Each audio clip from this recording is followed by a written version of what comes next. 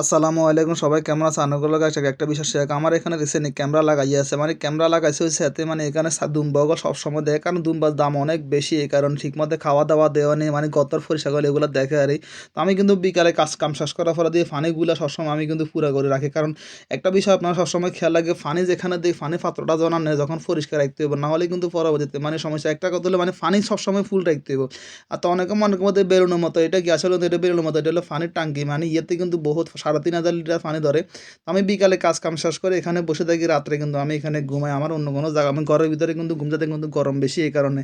রাত্রেও কিন্তু আমি এখানে বসে বসে চা খাই এবং কি রাতে 12-1টা তলে এখানে আমি ঘুমাই, পরবর্তীতে রুমে যাই, কারণ পরবর্তীতে একটু ঠান্ডা হয়, এখন